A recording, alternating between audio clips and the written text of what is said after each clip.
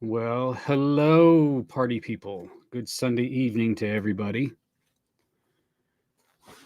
We're going to hang out a little bit and maybe handle some new person questions. People new to keto, just getting started. Let me go take care of this real quick.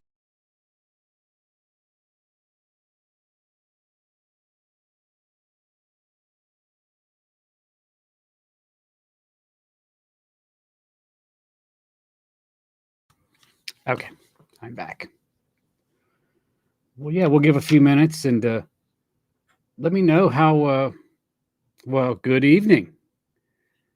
Um, yeah, let me know how long have you been following a PhD? Are you brand new to a low carb ketovore carnivore? Are you brand new to it? Or are you been around it for a few weeks, few months? What's your deal, Gene?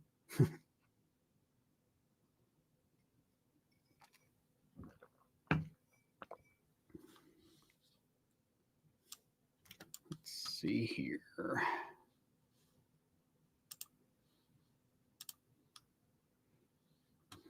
And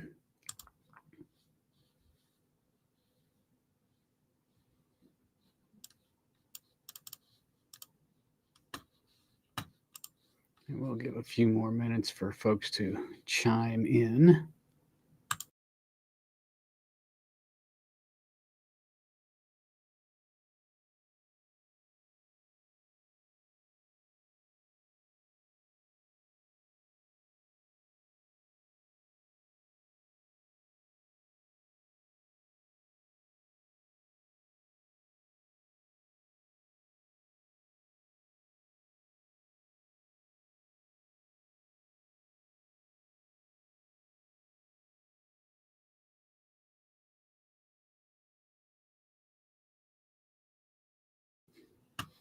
Okay, so ketovore since April. So April to May, June to July. So 3 months in. Okay. Well, tell me a little bit about why ketovore. Why'd you pick that place to start, and then what of your what's your experience so far?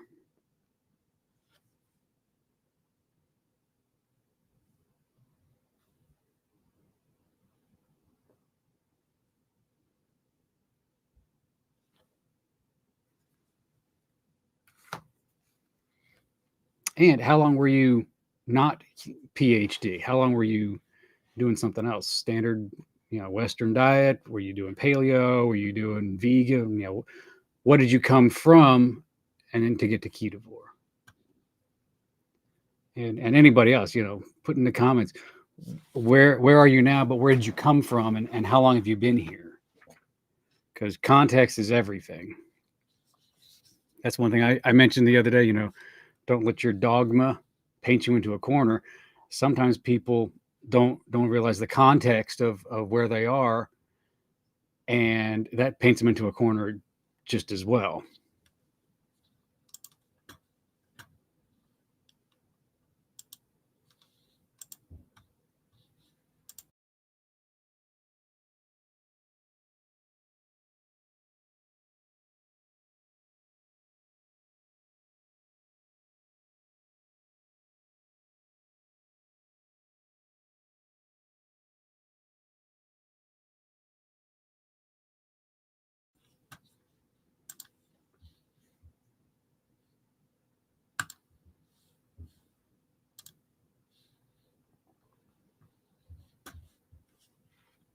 Renee, good evening. New off and on for about 3 years. Okay, getting back on the wagon after a subtotal thyroidectomy 6 weeks ago. Oh wow, okay, so that's recent. So things going well, post procedure.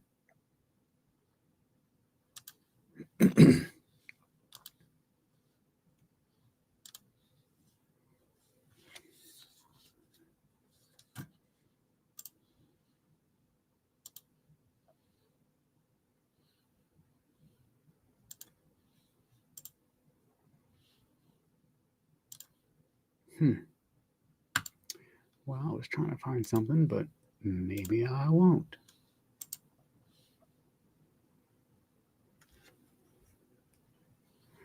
Gene still eats some vegetables. You were standard American diet. Okay. And so, Gene, why ketovore as opposed to just basic keto or even just that low carb area? Because ketovore is actually pretty specific. It's a meat heavy keto, but you're monitoring your carbs. You want to keep them under 20. So it's fairly specific. So just curious, why ketovore? And Renee, just curious again, what are you said on and off? What are you getting back to? Are you getting back to keto or some other subgroup of a proper human diet?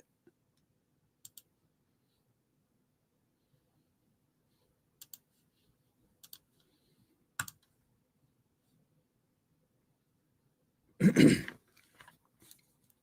I find it's interesting because some people ask about keto or ketogenic or ketovore, um, but a lot of times people they're going from eating total junk, standard American standard Western diet, and jumping right into carnivore, and they never stopped to ask themselves the question why.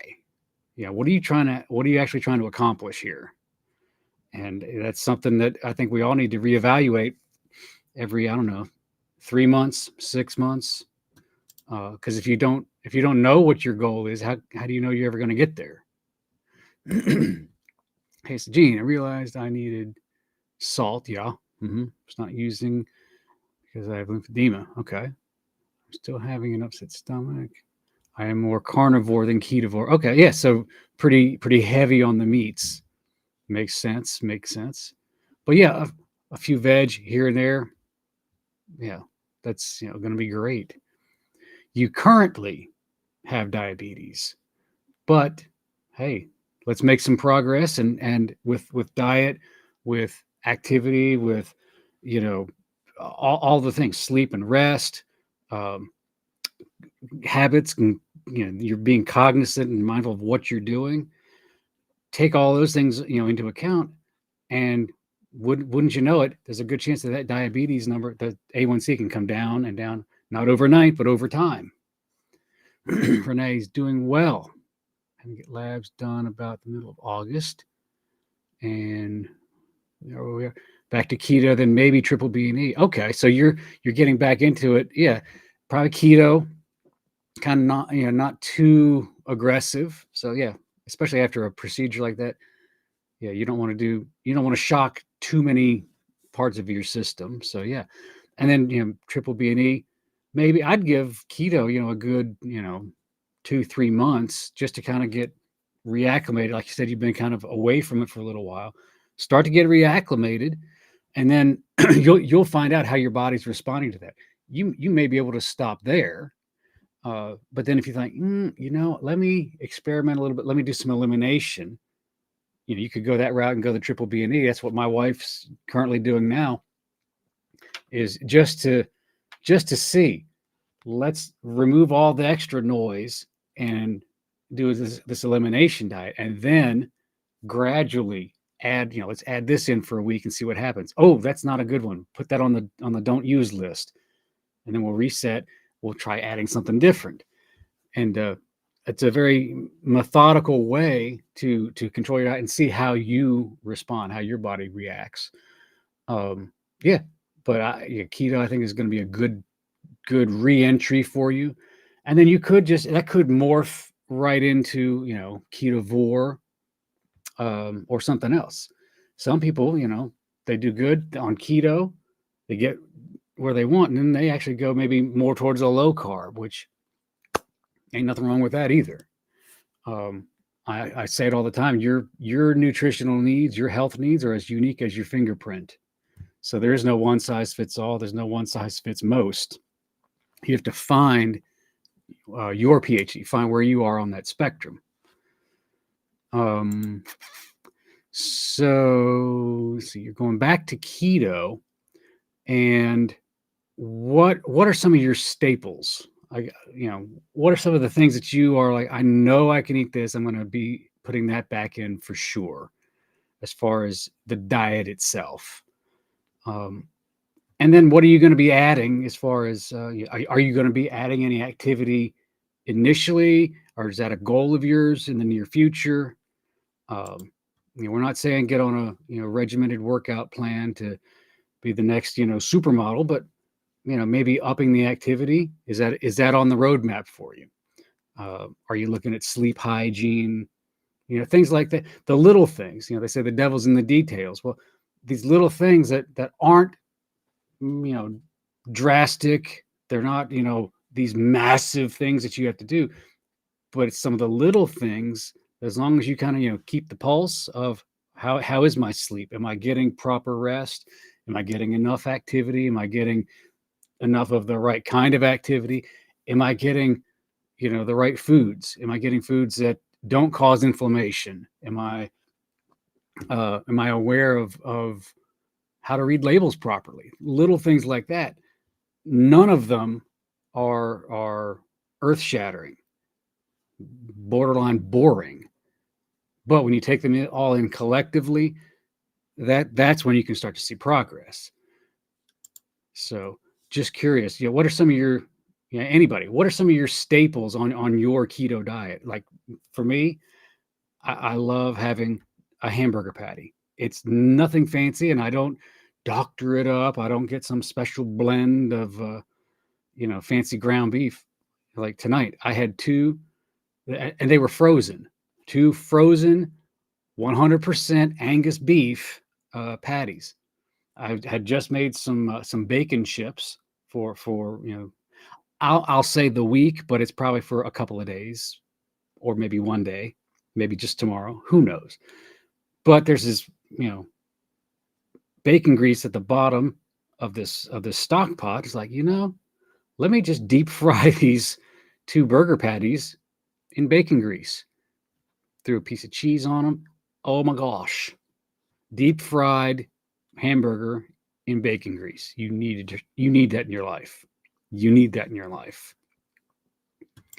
If I could find, I was trying to find the link for Dr. Barry's free guidebook, because for anybody who's a beginner, that's definitely something you want to have in your arsenal as a quick reference.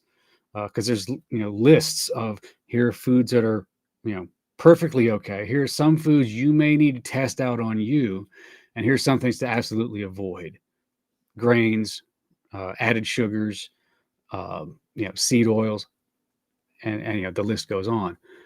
But if you don't have it already, go to drbarry.com, get getting started booklet. That's going to make a big difference, whether you're re-engaging or engaging for the first time. Been raining here a lot. Hope to start exercising outdoors soon. Yeah. So what kind of exercise are you planning on? Just curious. Because you came from a standard American diet, started back in April. So because see, a lot of people, they think, if I want to get in shape, if I want to lose weight, and I want to get healthy, I got to hit the gym. I got to run 5 miles every single day, and I got to go lift weights. I got to go bench press a Volkswagen by the end of the week. And that is absolutely not the case. So when you say you want to start exercising, what does that look like to you? And meatballs with 2 pounds of ground beef and half pound of liver. Oh, organ meats. Good that you can incorporate that. I've had a few false starts with liver. Not gonna lie, it's not my favorite, but try again. The best thing I can do, and I can do without any problem, is I'll do liverwurst. Now I asked Nisha, and she said liverwurst does satisfy that liver organ meat requirement, if you will. It's still loaded with a lot of nutrients. I just, in my head, and my 10-year-old daughter, she likes it too. We just call it our fancy bologna, our bougie bologna. Um, but incorporating that even to some degree is always going to be good because it's so nutrient dense. Same thing with like salmon. I don't like seafood. I never have. I'll eat salmon. It doesn't have a real heavy fishy flavor or smell to it, so I can do salmon. People say, "Oh, you need to have sardines. You need to go on a sardine fast." Nope, not happening. Not happening. Oh, but cod liver is so good and it's got the oil right in it. Nope. Nope. You heard it here first. Nope. I'm not doing it. I know it's good for me. I'm just not doing it.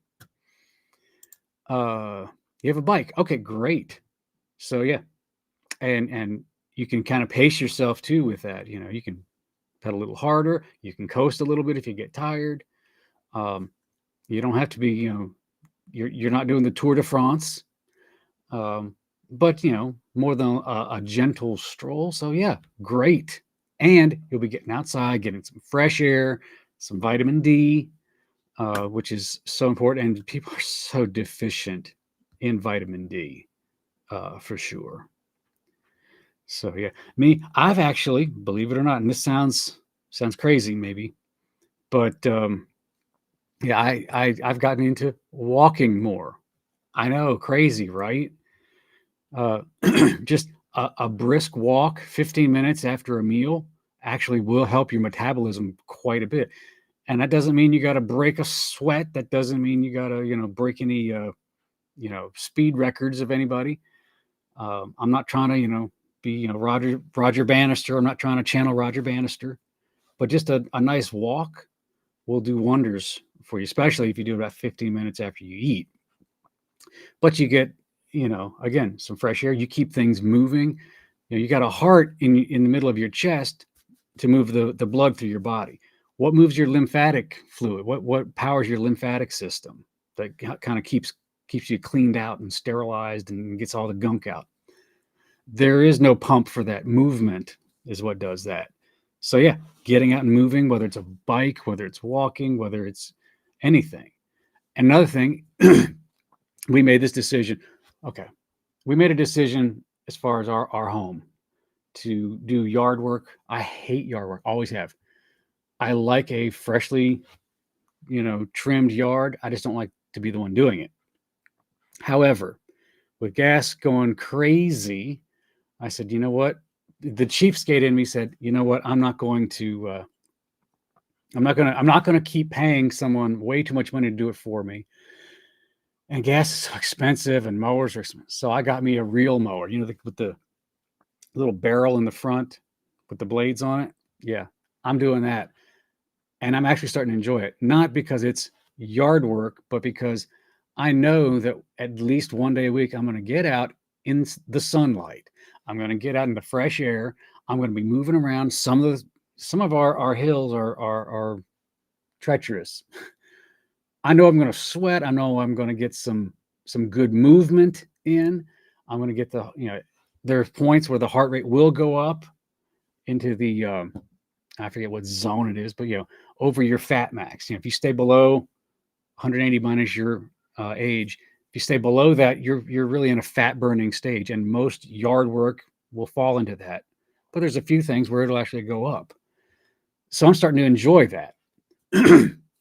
So I don't know if that helps anybody. It helps me because I know that it has to be done, and it's very inexpensive. It's like $130 for the mower, and you've got a little hand edger to go along the sidewalk.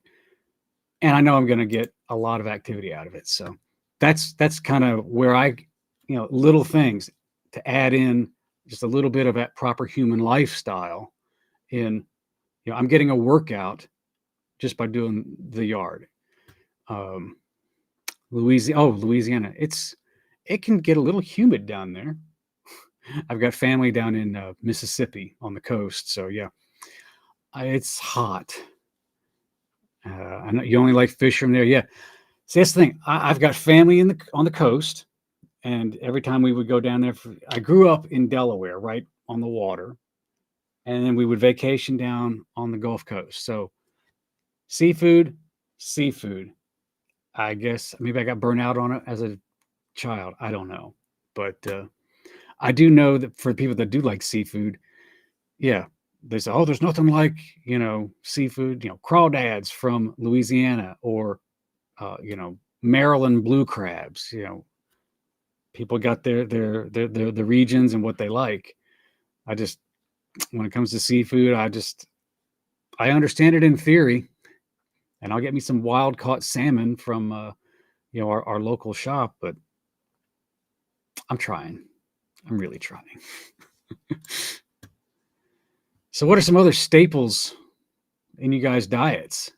We got fish from the Gulf Coast.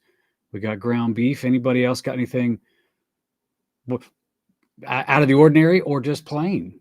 Hamburger patties are pretty plain.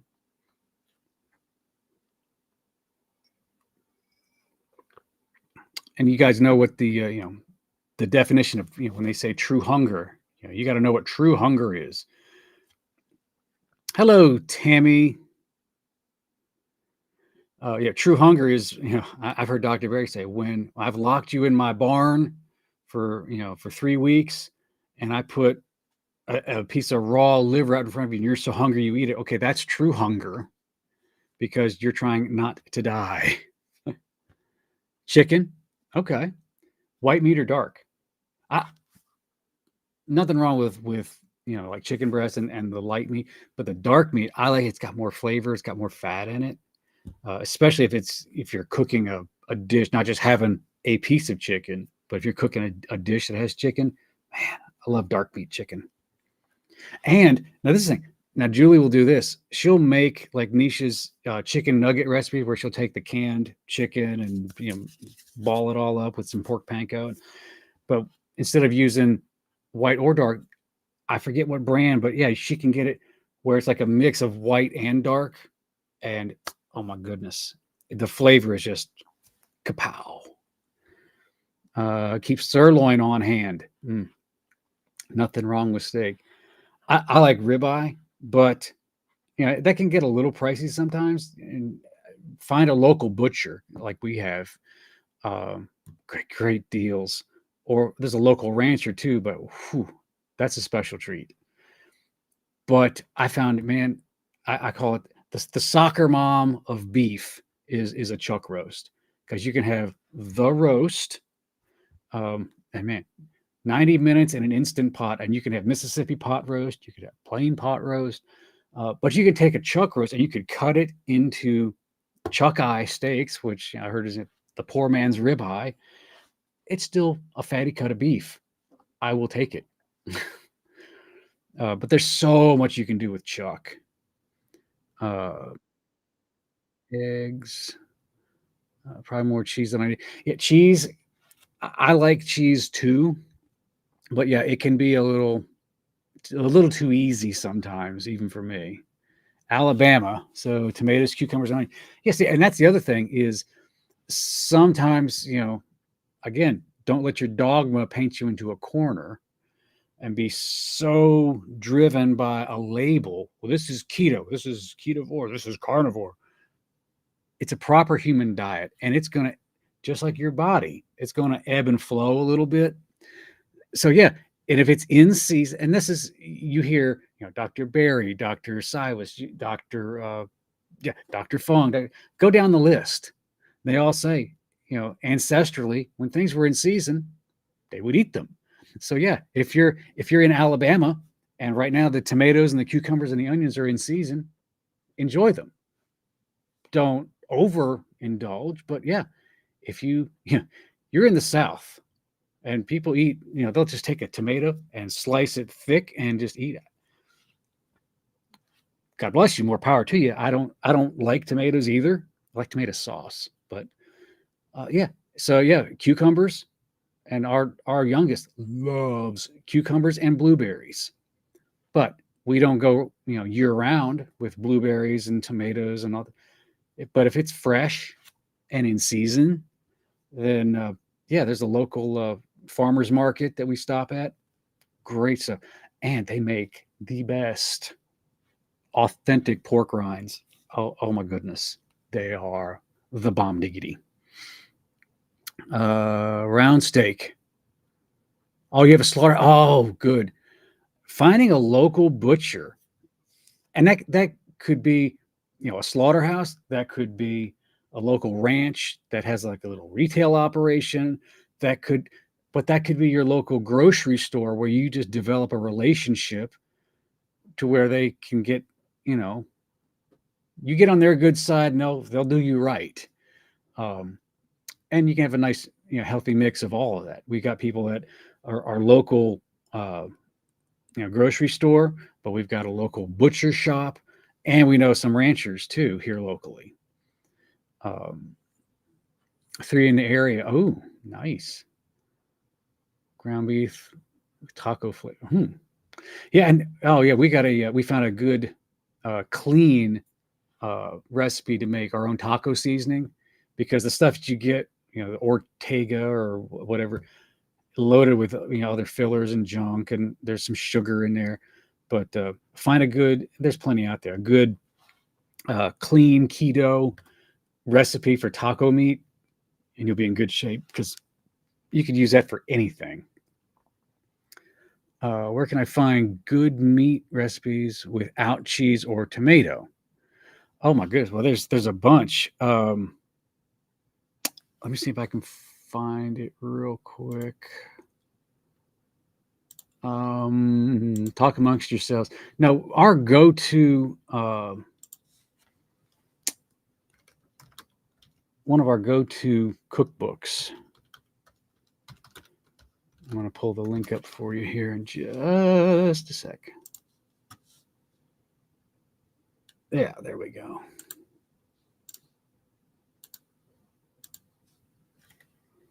Hang tight. There we go. There, that's the Easy 5-Ingredient Ketogenic Cookbook by Jen Fish, and that got us started. And we always go back to Old Faithful. We've got some other books from Maria Emmerich. She's a great chef. I'm not 100% behind her on some of her science, but she's a great chef. Her recipes are really good. But yeah, I mean, and we've got some other things. There's it's All Day I Dream About Food. It's a great website you can check out. Julie gets all kinds of stuff from there. I mean, there's a lot of places you can get recipes. Just make sure. Everyone wants to write their family history, and how Aunt Tessie used to make this for me when I was a little whatever. Jump to recipe, read the ingredients, and read how to make it. Just be sure that you read the ingredients. Don't just take it for granted that just because it has keto in the website or in the recipe title, that it's gonna be clean. Uh, can I get these at Barnes and Noble? I'm sure. I mean, you can get the ISBN number from that link, and then you can just check it out at Barnes and Noble. But that is a great cookbook.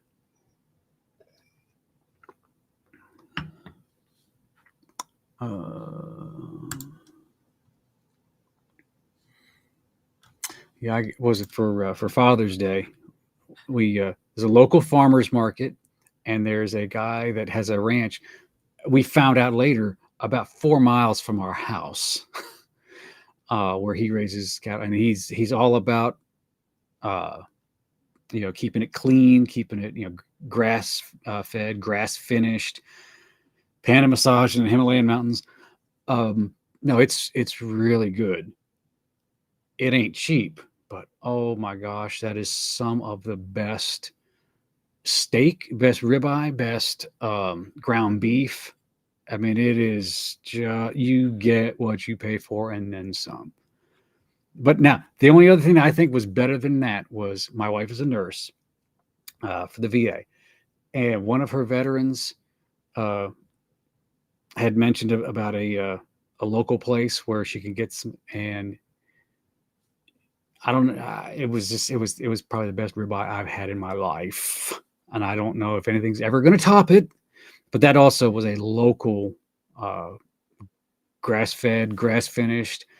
This guy wanted to know what this cow was eating, and made sure it had this animal had a very good life, and only had one bad moment at the end, and it was so good. So buy local. Well, anyway, any other last minute questions before we sign off of here?